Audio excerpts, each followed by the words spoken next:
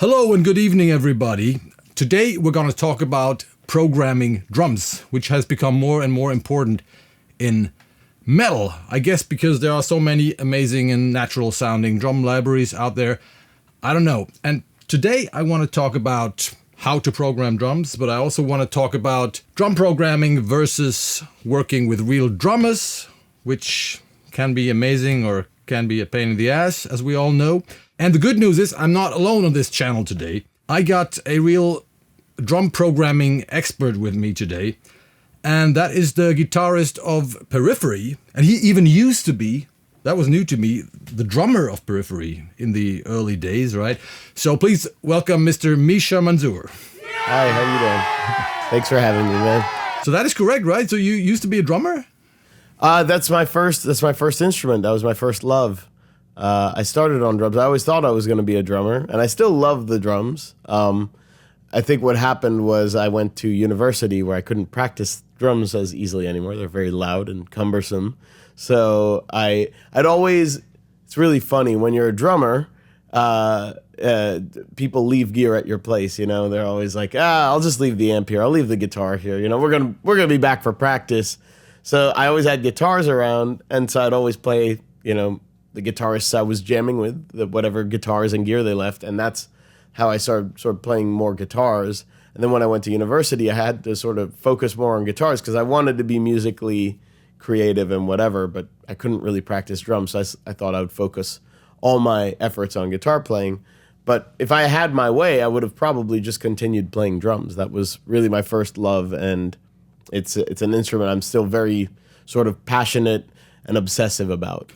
And what does drum programming mean to you? Is that just like a replacement for the real thing, for working with a real drummer or playing drums yourselves? Or is that just another way of being creative and making music? So I think it's an interesting question that you ask here. Obviously, nothing replaces the experience of actually sitting on a kit and playing and jamming. But for the purposes of writing, the purposes of creativity, the purposes of maybe even making an album with ease and control, drum programming provides a tool that is kind of a game changer. And it really changed my life as well. It's what maybe assisted my transition to becoming more of a guitarist, because as a guitarist and a drummer, I wanted to have full control over what was happening with the drums. And the way I think about it is, if you just play guitar, you can write riffs. But if you could play guitar and you can have drums or sort of orchestrate the drums to your guitar in some way, whether it's programming or telling a drummer or whatever, or jamming, that's where it starts to take its own shape and become a song. And you can start to focus on arrangements. And you can take a much more holistic view of the song rather than just it's this riff and that. And obviously, it's very expensive to record drums. It's difficult to record drums. You need space, you need microphone, you need experience. It's relatively easy to record guitar nowadays, but drums are a challenge. So this was a way of sort of making drums as a concept and something that you have control over accessible to pretty much anyone who had a recording setup or a laptop or a computer and a basic interface. And it's something that I have been doing at this point for over 2 decades because it's allowed me to write and sort of build a career as a writer and composer and a producer. You know what? I remember when I got my first, I think that was a Roland MDB-1 or something like that, like a 19-inch sample player, early 2000s. So for me and my home studio, that was like the first moment when I could create drum tracks, like decent sounding drum tracks on my own. Still far away from the modern drum sounds we have, but I felt so powerful, so mighty, because I felt like, wow, now I'm finally independent. I don't need that damn drummer all the time, you know, so I can be on my own now. But then eventually I realized that I started missing the drummer, not because it was more easy, but because getting creative together, jamming together even in a rehearsal space, might be less accurate and precise than programming drums, but just exchanging ideas has a lot of power as well. You know what I mean? Like working with people. I agree completely. It's interesting what you said, like how it made you feel. That's how I felt when I first started programming drums. I felt like all these doors were just opened, and now I could make music by myself, silently in my room without bothering anyone else. Everybody else. Yeah, I know. On my own time, and that's exactly what I did. I spent many hours every day just doing that. It was like exploring this world, this undiscovered world, and sort of just seeing what the limitations are. How realistic can I get this? How good can I make this sound? And you're talking about like a basic drum machine. I think I was aware of that, but obviously those things didn't sound very realistic. All of a sudden we had something that, if you're willing to put the work into it, and if you spent a little bit of time and you really paid attention to all the details, you could get something that was convincing, and that in some cases I'd show to friends and they'd be like, oh, who played drums on that, The first thing I learned when I started programming drum was, back in the days, which, for example, fills can you program, right, and which shouldn't you. So there are some great fills that can be played by a drummer, but they just suck when you try to program them, right, because they will sound fake. So I think today it's a lot easier with the round robin stuff and the multi samples and all that. But back then you really learned like which beats would work and which one wouldn't. Or even a basic understanding of like the drummer has 4 limbs. So for example, if they're doing like a roll on the toms, you can't have the cymbals going up top. And then maybe on a more advanced level, like something that is technically playable, but maybe a drummer wouldn't really do, or would just be kind of weird or awkward. And that maybe takes a bit more insight or experience. So there's a lot of levels to this, but ultimately it gave me, and it gives people who use it, the power to express creativity and to write in a much more complete way on their own. And yeah, it's completely different from jamming in a room. That has an energy of its own. But of course, to do that, you need a room that you can set up drums in. Even Periphery, my band, it's hard for us to do that. We don't jam. It's something I wish we did more, but we don't have a rehearsal space. We all live far away, and we kind of have to work with what we've got, An interesting point there, however, and this is something I sort of discovered by accident, because I have jammed in a room, and I have jammed with musicians, and I love that energy. I think that energy is awesome. And I think a lot of musicians love that sort of spontaneous nature of it or whatever. And I actually discovered that in one sort of weird exception, which is we put out these groove packs with GGD, my drum company, Get Good Drums, right? Given that I program drums and I always want things to be very specific, I was kind of like, it's the last thing I'll ever mess with. Like, it's good for beginners. It's good for people who don't want to program, and it gives them access to sort of, our kits and a good sounding bit, realistic beats, because it's played by drummers and oftentimes not even quantized. So it has the realistic feel. It's making use of sort of all the dimensions. But as one of the content creators at GGD, I was tasked with demonstrating these libraries. So obviously, like, I had to put together videos showing them. And in the process, I actually found myself having a lot of fun. I mean, a lot of these guys are friends of mine or drummers I really respect. And I was like just clicking through the grooves and like hearing their style and like jamming along. And it kind of felt like I was jamming along. Felt real, yeah, okay. Yeah, and I even remember messaging a few of them, being like, hey man, it was fun jamming with you. They might not have known.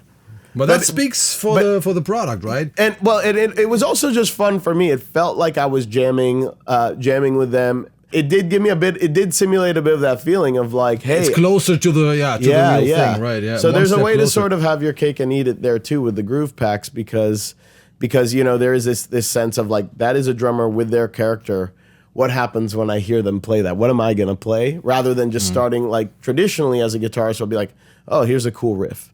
Now you have released a drum programming course. Yep. So you're creating the grooves yourselves. Absolutely. And I watched it and I think it's fantastic. And it's released by PROMIX Academy and KOHLE Audio Cult. I mean, I know obviously, but tell us a little more about the course. So what can people expect? So I think with drum programming, it's a very sort of esoteric and strange art.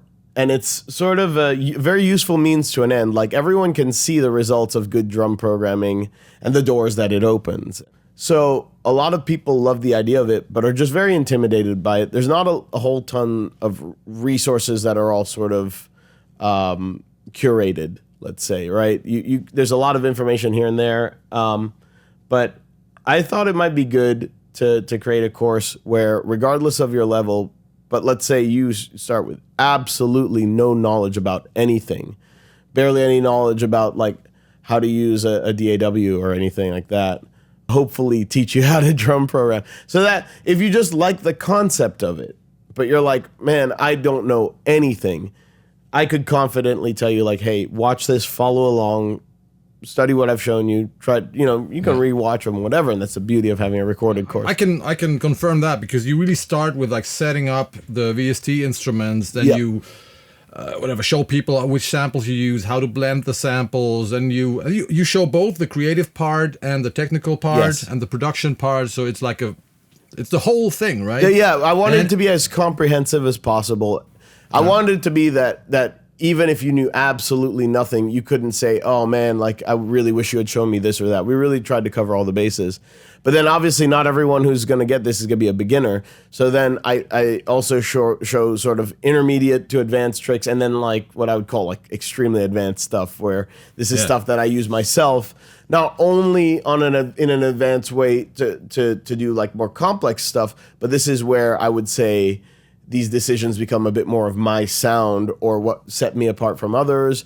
And even if you were to copy it like that, that's totally fine, because I think you would impart your own sound, or you would use the concepts of what I'm showing to develop your own sound. And you'd be like, you know, I like this, but I actually like doing it this way a little better. And my hope is that regardless of your level, you would get this programming course and learn something very useful that could improve your programming game and hopefully help you be more creative.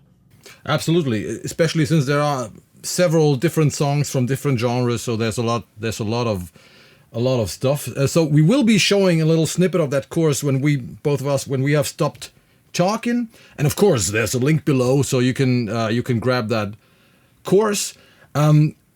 One more question, like that's actually the mother of all questions for this interview. Sure. We got those amazing drum sounds, and then we've got the drum programming skills if we get your course, and of course with the years of experience. So do we still need drummers for modern metal? And if yes, where and why? That is a fantastic question.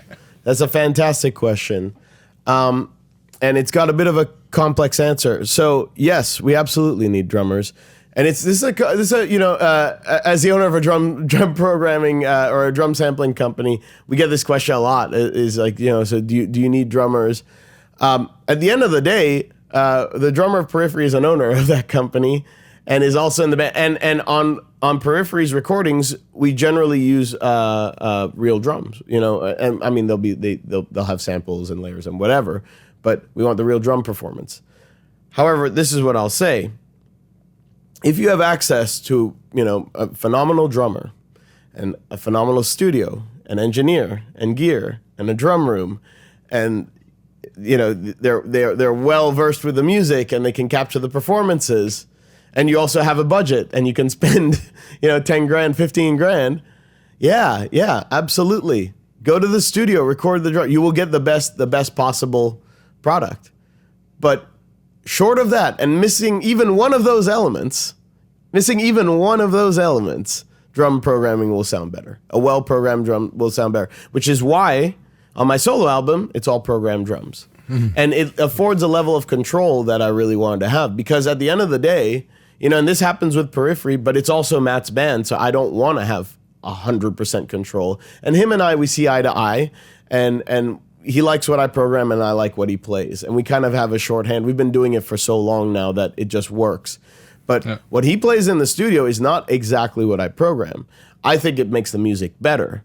But if, you know, in the case of my solo album, I wanted it exactly a certain way. And even if I hired a drummer, there's only a few drummers who are sort of specialists where they'll really hit every note the way you want and whatever. And even more so, I was making changes to the drums up until the final mix, right? Which is something you cannot do. Once you have the drum performance, you have the drum performance. Which can be good or bad. It can be good. That's a philosophical question, because at the same time, sometimes it's good to just settle. But guess what? If you want to do that with programmed drums, bounce it out.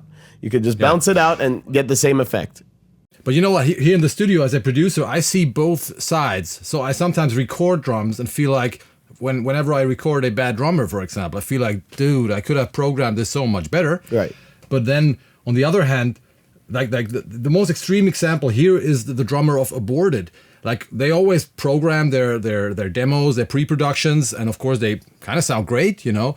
And then whenever Ken shows up and plays his fills and just plays his style, you know, things just get, first of all, so much better, and secondly, they sound so much more Aborted.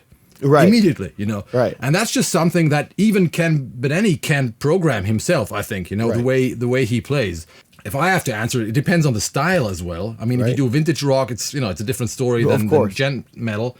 But for me, it mostly actually depends on the performance, and also maybe like you said, how the songs are written, because it is, I think, so the songwriting has changed as well. So it's not only the sound, it's the songwriting. So back in the days, people went into a rehearsal space and wrote a song, you know, whatever. That's what Metallica probably did or something, you know, and jammed together. And that's how you ended up with songs with a lot of tempo changes and, you know, that's kind of stuff happening, which is not happening anymore if you have a guitarist, you know, writing a song in Cubase. Right. Which, again, has pros and cons. Of course. So, and I think that's a big difference. Like if you have a song that has been created in the rehearsal room, you know, by people working together, then that song should be recorded by a drummer, even if he's not perfect or something, because that's how the song should be performed. But if you have programmed everything at one tempo all the time and are used to that, then I think you will be disappointed with any drummer playing that.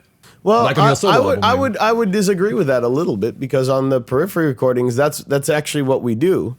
And I'll provide some context. So this is where it's handy. Like all of the Periphery demos, all programmed with GGD, and all programmed sort of as realistically as we can. Now there are certain sections where this is where Matt and I have shorthand is there's certain sections where it's like, this is very specifically what needs to be played. This is a very specific drum beat, and this fill is really cool. So either play exactly that fill or something that has that same fill, that same feel as that fill, something that will get the same point across. Then there's other sections where I'm like, Matt will just crush this. This does not need to be specific. I'm not going to waste my time programming something very specific when I know he'll just go in the studio and just interpret it better. And we've done this, and it works really well. And he knows. I don't even have to tell him. He can tell by how it's programmed. He's like, oh yeah, Misha just left this open. I'm going to do my thing. But we have a system. We get along. We have very good chemistry when it comes to writing. So that's why we could get away with this sort of shorthand. But it's always understood. You know, best of both worlds kind of type of working. Yeah. But what's great is that then, you know, Matt, I may program, you know, I'll always program the initial idea. And then he may come to me and like, okay, that's great. But for here, how about we try this? And then we could just program around it. It'd be like, try this fill. We'll just try stuff out. And then we both approve it, finalize it, and then he learns it and then goes and does. So I think it's actually a really essential part of the writing process, even though it doesn't end up on the final recording. And here's the truth is, like, especially with like GGD and the modern processing and all the little tricks, the stuff I show on the more advanced side, the demos end up sounding like finished products. Like when we send it to our manager to show him progress, he's just like, why do you need to re-record this again? Yeah. And the truth is it's not going to sound better. It's going to sound different, you know? Yeah. And that's where, again, another philosophical question, is that better or worse? That just depends on what you want. I think in the case of us, like, we have access. I think recording drums is fun. And that list of things that I mentioned earlier, like all the things that make for a good drum performance, we're lucky enough to have access to all of those things, you know? We have an amazing drummer. We have amazing engineers to work with in drum rooms and all these things. And we can do these things on a budget to where we can justify it. So given that we have all the elements that are required, we will take advantage of it. But in any situation where we don't have that, we will program drums, and then it maybe comes down to the ego of the drummer. I don't even think Matt would care, because he's like, wow, play it live. Everyone knows he can play it. It's not, you know, but I think he thinks it's fun to go to the studio. I think it's fun to go to the studio. We can afford to do it, so why not? But yeah, it becomes a very interesting question, and there's no right or wrong way there. However, drum programming is an absolutely essential part of our writing process and our demoing process, without a doubt. And it is something that I guess every songwriter should learn, I think. So Yeah. even if you don't use it on your final product, or if you use it on your final, it doesn't really matter. But it's just, it gives you a way of understanding. I think that's what you said in the very beginning. Yes. You called it a more holistic view of the song. So that makes you more of a songwriter and arranger, makes you understand your drummer even more. You know? Absolutely. You want that. And it removes you from the instrument. It takes your ego from being, you know how guitarists are, you know? It's always about the riff. It's got like, how cool is the riff? And it takes you out of that and makes you look at the bigger picture for a second. And it's like, because if you have to think about drums and then you're thinking about bass and layers, then it's not just about how cool is this riff. Then it's like, exactly. Does this make sense in this song? How is this flowing? Yeah. What drums It's should called be under? songwriting, you know, not riff writing. The elusive art of songwriting. When I thought about, hey, what else can I ask him? I was thinking like, yeah, but one interesting question could be like, shouldn't we, like metal people, just because a lot of albums are programmed these days, shouldn't we just move on, like from like trying to copy the performance of a drummer, which is what we still mostly do? But shouldn't we, or in the next generation, shouldn't they just go further and say like, okay, programming has become just an alternative that is different, like in electronic music. Yep. And, you know, why should I be limited by, you know, by the drummer? I think that's a really good point. And again, you're asking these really interesting philosophical questions, and I think about these kinds of things all the time because it's wonderful. There is no right or wrong answer.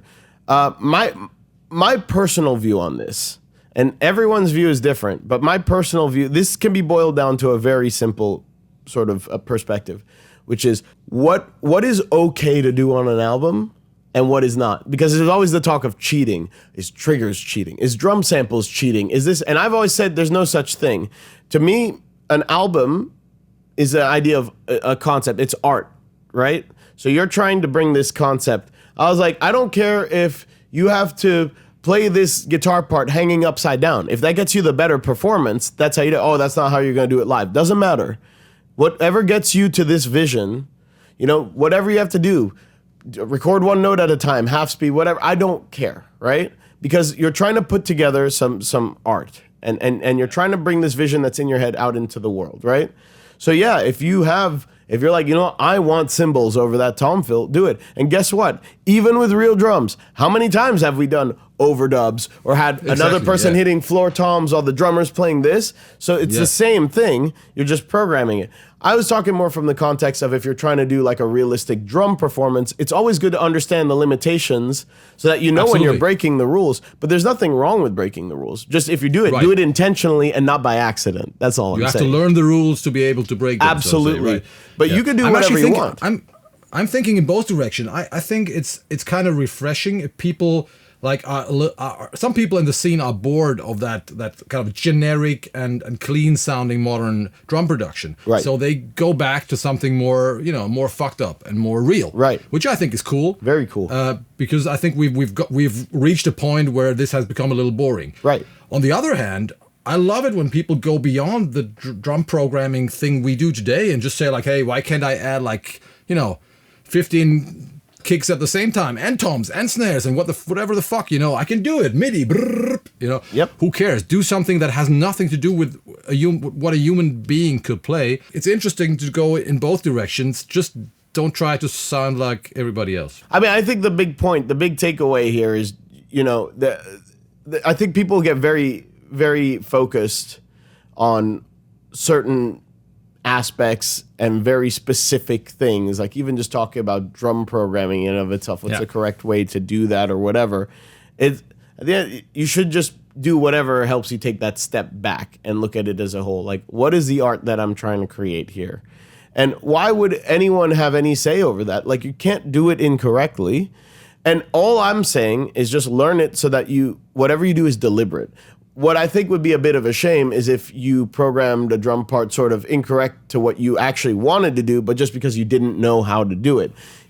What you were intending to do is do something realistic, and you ended up doing something that the drummer's like, you can't play that. I think that that's a bit of a failure there because there was no intent. However, if you did that and you're like, no, I wanted that, and this is why it's important to me because I wanted to push that. I wanted to imagine that someone was hitting those toms or hitting those cymbals while the drummer was playing it, and I was just recreating that. Then I'm like, okay, that's great. That's great. You made a decision, and it's what you wanted it to be. You had control over it. So that's where the sort of debate ends. Yeah. As long as you're doing things that you decide and not sort of that happen from a lack of understanding or by accident or whatever, I think it's a win no matter what.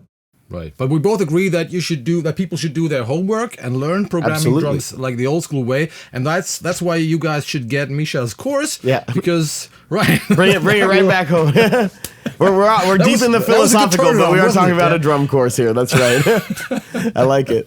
Get it. It's fantastic. And we were supposed to talk a lot more about the drum course and less about those philosophical questions, but it was a real pleasure, Misha, and we should do that again. Yeah, absolutely. This is a lot of heavy fun. Metal philosophy, right?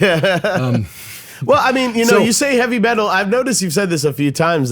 This goes well beyond heavy metal. I mean, I think for all styles, even in classic, we actually put out a classic rock kit. GGD put out a one kit wonder classic rock kit, and the drum grooves and the sound of that is a lot more raw. And we have demos of that I guarantee, even as a producer, if you heard, you would not think the drums are programmed. You know, okay. I think it would trick the finest of ears because they're the aesthetic of how it's been captured, and that's a very performance oriented thing because there's a lot of variation between hits. Nothing is perfect. Nothing is quantized or anything like that. Nothing's on the grid. Very much how you would capture it. In that music, there's also more space for dynamics typically. Yes. So the irony has always been the more you need triggers, the more you need samples because everything is getting more dense, the more you actually hear it because the faster, Right. It's much easier to program, other styles of music sometimes where you don't even need to program. You don't need to worry. The snare's not cutting through perfect. Who cares? It's classic. Exactly. That's a really, really good point. That's a really good point. And in line with that, there's some demos with that kit that have just come out sounding like way, in a way, more realistic, more raw than the real thing. Yeah, absolutely, and more realistic than sort of a lot of metal recordings where there are a lot of samples because metal recordings don't actually sound like what drums sound like. It's the art. It's the art coming. Which through. Then again, something that I tell people is hey, we're not doing classical music. It's not always about capturing something that really acoustically happens in a room. It's beyond that, That's exactly right. You're capturing an aesthetic. You're going for a sound that's been sort of agreed. This is hyper real. In metal, you don't want it to sound like a drummer playing. You want it to sound like the most powerful thing. You ironically kind of want it to sound like a drum machine, but you want there to be this performance behind it because it's fun, it's nice, it gives it a unique flavor. But in some ways, ironically, because we can program with that level of power, and with drummers, if they're playing something complex with their feet, their hands are going to sort of suffer a little bit, right? Yeah. Well, programmed drums don't do that. So in a way, you can get the aesthetic of that, but a more realistic sounding performance because then we're getting round robins hitting at the right velocity. So playing almost what you want the drummer to be playing, but it'll sound more realistic because you're relying less on one shots. You can tell I've thought a lot about this, but this is my whole thing with the programmed drums is it actually gets you in a weird way closer to what you want. And if people didn't focus so much on what went into it, how the sausage is made, and they just focused entirely on the final product, their ears might actually even prefer the programmed drums in the context of metal and extreme metal, just because of how much processing and editing goes into, and sample layering and everything goes into those performances to get the desired effect. You'll actually probably get something that's closer to what you were looking for, and with much less work, time, and money and stress with the programmed drums. But that's a good way to sort of wrap up my spiel. On the other hand, aesthetics change all the time. We get so used to how drums are supposed to sound, and that changes. I just had this wake up moment. I was mixing a live performance for a band called Powerwolf, And all they cared about, and that was right. They said like, we don't care about about the details and if you hear like every cymbal and stuff. We just want you to capture the atmosphere. That's all we want, you know. Yeah. And there was nothing faked and stuff. And that was like a totally different mixing process, because I could a lot of things you usually care for to make them more balanced sounding or more cleaner sounding or something. You know, that was just like, who cares? It was all about giving people the illusion of being right there. Right. That must have been fun for you, because you got to throw everything you do out the window and approach it from a completely different and perspective. that was so much fun, and it actually sounds kind of cool. It's Yeah. like, of course but it took me quite some hours, like the first day, to get away from what I was expecting a metal record to sound like. Right, you know? right. So, And I think this is important. I mean, this is something that Nolly and I talk about a lot, which is sort of, what he calls breaking the fourth wall. There's a lot of records that do this, that in and of themselves sound great. But if you were to like A/B them or compare them to other records, you'd be like, oh, wow, this doesn't sound so, or this is not that powerful, or wow, I thought that snare hit harder. But it doesn't matter, because most people are just listening to that, and in the context of that, if it sounds powerful, if it sounds right, and if the vibe is there, that's kind of all that matters. So maybe in the world of shuffling and like random playlists, that's a little bit different. But I'm a bit more old school, where I listen to albums front to back. So from that, yeah, that's very. I mean, that's how I grew up. I'm assuming like you do that too. And I think it's more of a producer mentality as well, because you when you're creating an album, you're creating the album. You're not creating a single or something like that. You're working on this thing as a whole concept. So then there's a respect for like, well, I'm going to listen to it as a whole concept. I usually tell people, like, for mixing, that's what I do. At a certain point, when I felt like years ago, when I felt mature enough, I tried to stop A-Bing, you know? So you do that after when you feel like, okay, now I got the basic balance, then you should switch, so you just make sure you're not like totally off or something, you know? Right. But after that, stop comparing stuff. You will always find something in another production that might be better, and then you just focus on that, adjust that, but you kill the vibe because you're not. It's such a dangerous thing. That's such a good point. It's happened to me so many times, because you're like, oh man, I really wish I could get like more of that punch out of the snare. Then you do that, you focus on that, and the rest of the mix falls apart because you had a mix before. But yeah, you're just focusing on this one thing, and this is why I say always about taking the step back. And then it's more about like, well, did that snare work in the mix? Did it work for the vibe of this? Yes, I won't win an award for the most powerful snare this year or something. Who cares? Yeah. There's no award for that anyways. But you know what there's an award for? There's an award for albums that, well, not even an award, but you will see people say like, oh man, like this mix sounds great, or like this album sounds great, or the vibe on this is great. The unquantifiable stuff. And I think that's worth chasing. Yeah. And that stuff where, as I said, like that's what we call breaking the fourth wall. You don't want any element that takes you out of the mix. You want it to all feel cohesive, and sort of almost in a way, it's better if it like tricks you into thinking that it's more powerful than it is, because you're like locked into the sound of this and the vibe, and it's consistent from song to song throughout the album, so it all feels cohesive. I couldn't agree more. Hey man, yeah, awesome. We gotta stop now. So thank you so much for the interview. Let's meet again on this channel or somewhere else, and absolutely, let's have a beer and keep on talking, man. So now don't switch off, because there will be a snippet of Misha's course. So so you see, we've been telling you the truth. Okay, so enjoy that snippet now. Thank you very much, Misha. Thanks for having me. I see you in hell, everybody. Bye bye.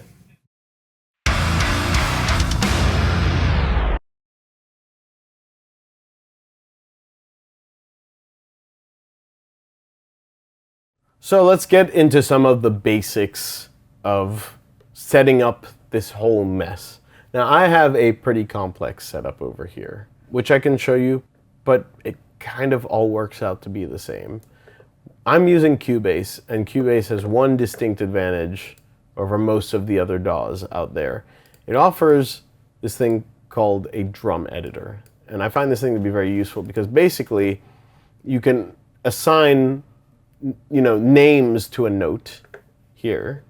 As you can see, I've named this kick, snare center, snare flat. You can hear these in action. I can show you how I went about routing this stuff, especially using the GGD stuff, right?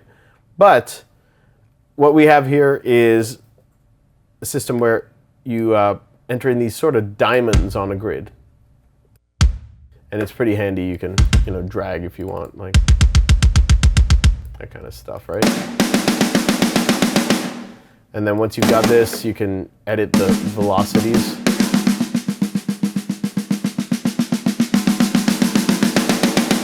Right? And this is really all you're doing when you're programming a beat. I can edit the grid here, you know, quarter note, 8th note, 16th note. I can have all sorts of stuff. I could do quarter note quintuplet, right? Because it's always a good time.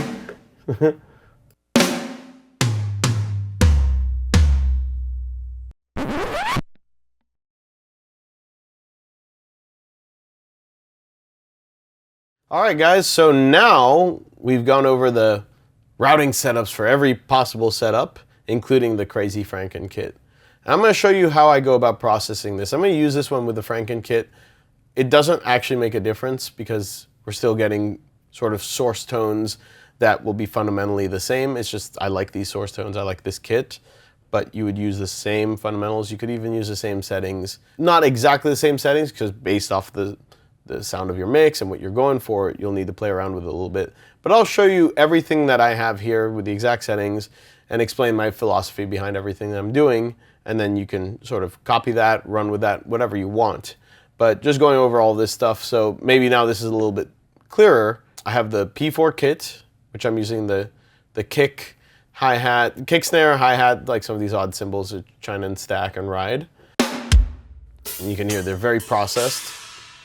I have the Evasion kit here, which I'm using for the kick and snare. And this is mainly the cymbals. What I like about it is I've got 4 crashes, a really powerful metal ride. I've got the Halpern kit on the P3 kit, which I'm not really using a kick, it's barely in there, might as well not be in there. It's really the snare I'm getting out of this. And then I've got Modern and Massive, which I'm using for, don't really have any kick.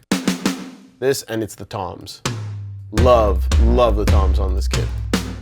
So, as you can see, now we spent all this time learning how to route and everything.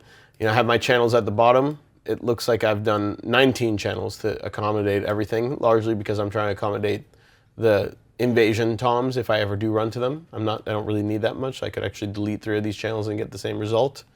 But I like to have it flexible so I can always switch between toms. I will switch between P4 toms, Invasion toms. They're all great.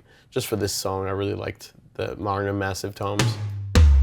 Yeah, beefy, right? This is all routed. This is all routed out to the DAW in that same way that I showed you. So with the drum bus, you could do nothing. You could do something. I myself have varied on opinions on which way I like to do it. There's already so much processing going on. What do I have here?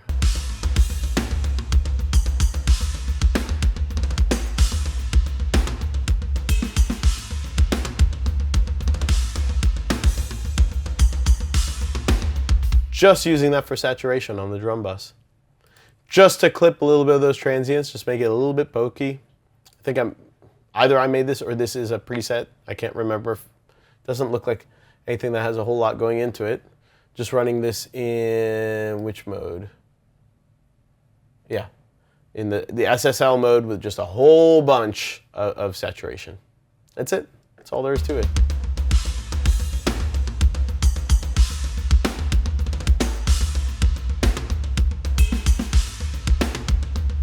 Barely hear it, but just rounds off the edges on everything.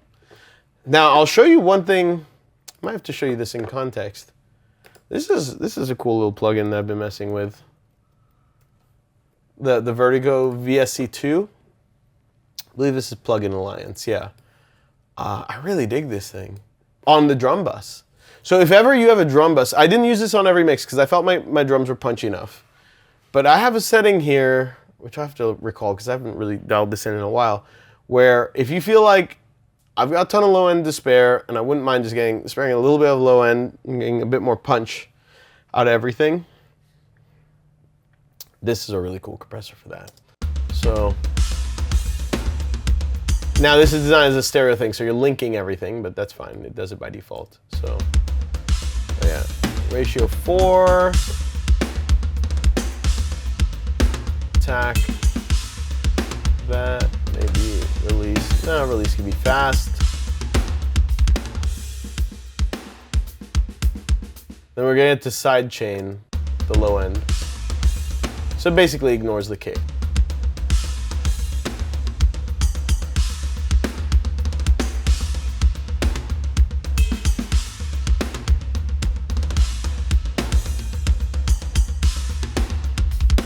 You hear what it does to the snare? I really like what it does to the snare. Let's listen to this just in the context of the mix.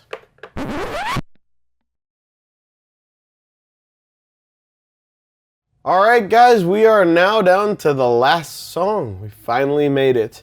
For this one, we're going to do something a little bit different. The other songs I've showed you have all been off my solo album. Well, this one is from my band Periphery. And this is a song called Blood Eagle. Maybe you're familiar with it, maybe you're not. It's a heavier one. It's a fun one to play live. And I'm actually going to be showing you something in general that no one's really ever seen before, because unlike the other projects, which those were my solo album, I mixed everything, that's kind of the final project other than being mastered.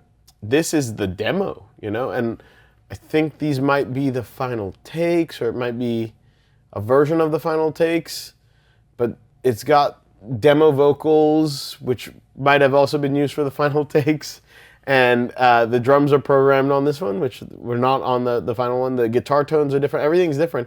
There's even some like alternate takes, like the solo is a preliminary version of this song, if you're familiar with this song. Obviously none of this stuff is the focus, but kind of prepping this project for you guys, I was kind of just listening through and kind of realizing that this is quite a bit different than the album version. Not drastically so, but there's just little things, especially since I know the song so well. So what's cool about this song is it's just kind of a look into the actual demo process. And what's unique about this is actually showing the other side of drum programming. When we were looking at the drum programming on the solo album, that's to be the final product. Here, it's to sort of relay to our drummer, Matt Halpern, what we want him to do in certain cases. And I can go over this section by section. I could sort of detail how, like, this I'd want to be note for note. And you'll probably notice it pretty much is note for note on certain sections. Then there's other ones where he can sort of have at it. He can sort of make it his own. And it's a spectrum, so it's everywhere in between. There's certain things where, you know, even maybe certain fills, I'd be like, please try to nail that note for note. And then other ones, it's like, just try to get that general feel and flow. We've discussed that a lot, how the fills can really transition one part to the next. So it might be more about it just having that same effect of transition. And then there's other sections where it's like, dude, it's not even worth me programming the detail. It's a waste of time. You get what I'm going for. Go for it. So this is cool, and this will show why programming drums is such an integral tool for the writing process, even if the final product will be live drums. So I've talked enough. Let's listen to a few seconds of this. Oh, and one other thing to note, this song is pretty much entirely in 4/4, even though it might be kind of tough to follow along at first, but just trust me on that.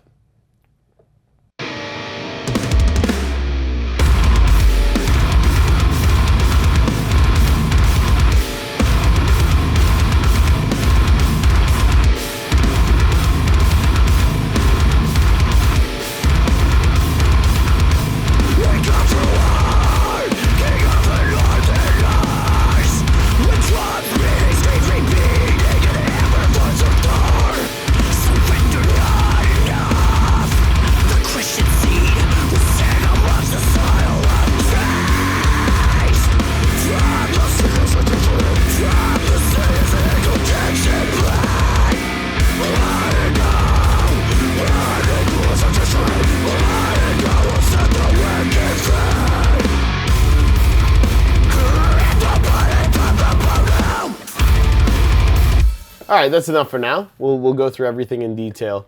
That gives you a sense of what this sounds like. And as you can see, I'm using Get Good Drums Modern and Massive. Though funny enough, look at that, build 0.91. This is actually a pre-production version that I was beta testing at the time. It hadn't been released when we started working on this.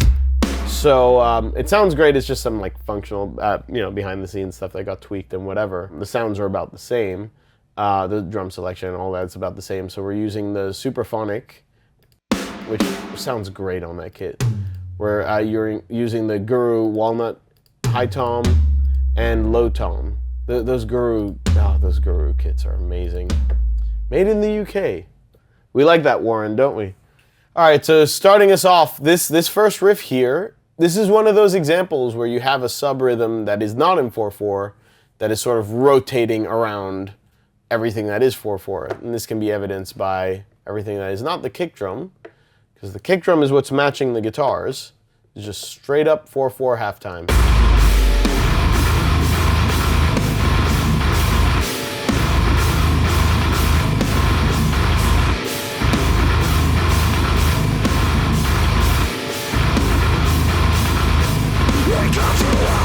And that, believe it or not, is where it repeats. So it's a very long phrase. And you end up with this sort of musical, mathematical remainder where the pattern will sort of have a little leftover bit that's a little different to bring it right back here. That's why it's 4/4. We could do this the other way where it would be biased around the sub rhythm, so it would start on some odd repeat. But I want it to groove. I want these things to have a pulse. I want you to be able to headbang to this. So it's these two sort of points of view being played at the same time. You have this 4/4 halftime thing here, and then you have this sub rhythm, which is in, I don't know, something odd. And that part is being matched exactly with the kicks.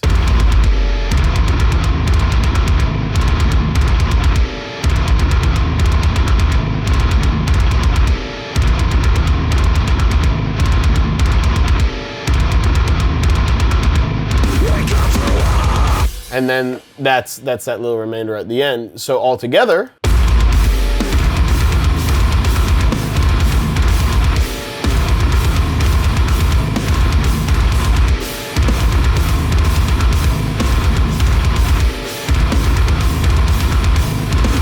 repeat. And then we have the vocals. They're basically, it's the same thing over and over. So now we have a new element. Everything I showed you before was instrumental. If we take off the vocals, basically just copy paste. And this is fine because now the new element is the vocals.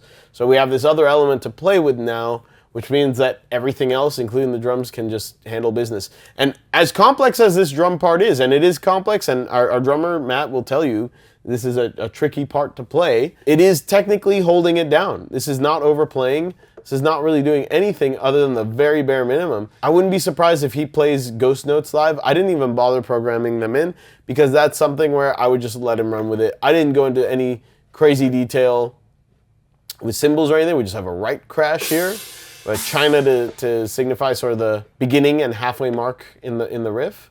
Because we technically could have repeated it here, but I wanted to extend that rhythm, so it just keeps repeating, keeps rotating around the 4/4 pulse, if that makes sense. If you don't know exactly what I'm talking about, listen to that harmonic.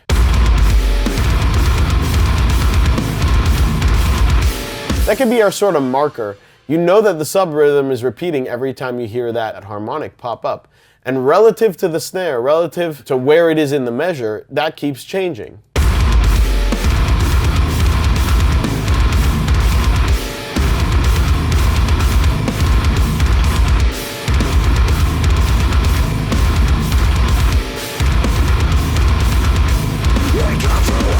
And then because we have the remainder there, we don't actually hear another one on that repeat. So hopefully that concept kind of makes sense, but it's what makes programming this very, very easy. This is very Meshuggah inspired. This is pretty much exactly what they would do. The only thing that they might do a little differently is maybe make it so that the snare doesn't actually land on those backbeats. They might do something more like what we do later in the song, where like, you know, just make a snare part of this sub rhythm only. I'm doing this at random. I don't actually know what this will sound like, but this is kind of something Meshuggah would do.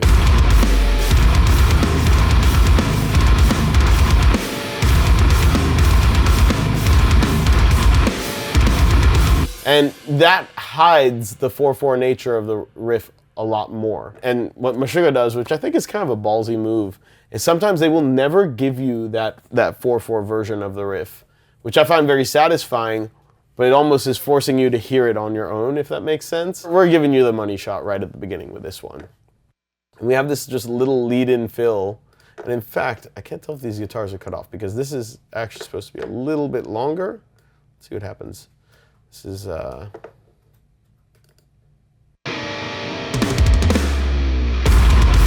Yeah, the final version, we have a little bit more noise in the beginning to kind of make it a 4 count. But on this one, we didn't do that. We didn't have that developed yet. It's kind of fun to explore it, to see how these songs evolve. It looks like I have some extra beats programmed. That's kind of cool. But then we shortened it too. That's just a tom snare, tom kick, tom, flam. And again, that's unrealistic. We would have to, Matt would have probably had to, I don't know exactly how he plays it, but he'd probably have to put a kick there. That would be more realistic. And this is based around 16th or 8th note triplets. Yeah, 16th note triplets. Also starting on a weird beat. Like the last beat, this is the bar. But we have an extra beat there. Just to be sort of convoluted. Weird. I wonder exactly where Matt is coming in live. That'd be interesting.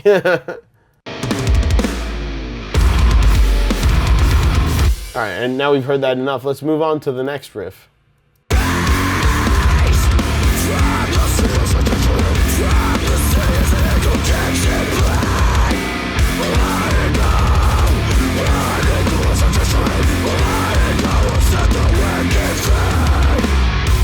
All right, let's mute the vocals so that we can hear that just a little bit better.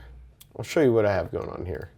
So here, this was I think one of Mark's riffs.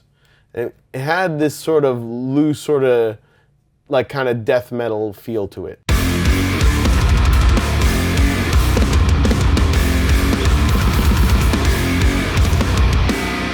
So, if we mute the drums.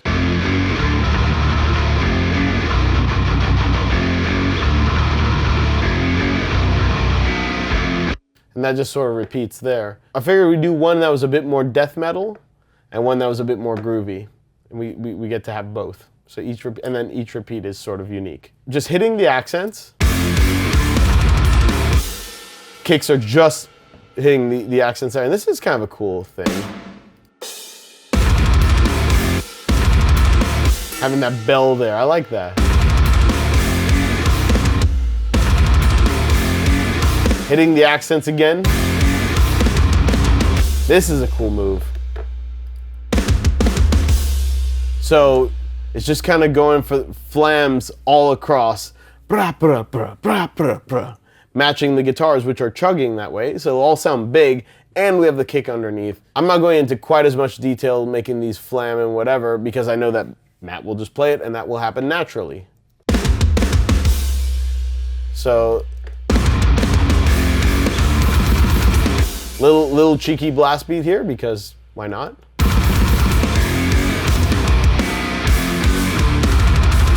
And then here we have just that same riff as a groove. So just doing the half time on the snare, keeping the time with the China here, and just hitting some accents.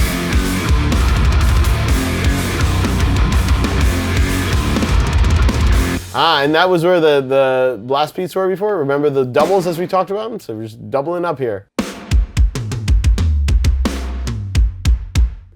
We are the capital of Ireland right now. So it's just kicks, or snare, kick, tom, kick, tom, kick. That's kind of one of the most common things, just working your way down. And again, I kind of call this the Mike Portnoy. At least he was the first guy that I was copying when I would do that on drums. Maybe it was done a lot before, but he kind of like made that his own. And you can have a lot of speed without it being very tiresome. And then here's that thing where instead of doing 2 snares, we're dividing it up on a tom. So snare, tom, kick, kick. And that sounds pretty impressive. But this is one of those things that is not as hard to play as it sounds. So that's why it can get abused a lot, and I will totally abuse it.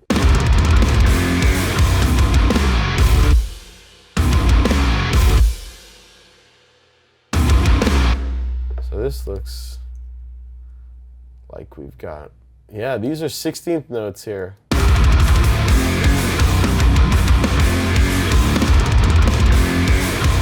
Or 16th note triplet. We're on the triplets for this. We're in between 8th notes and 16th note triplets.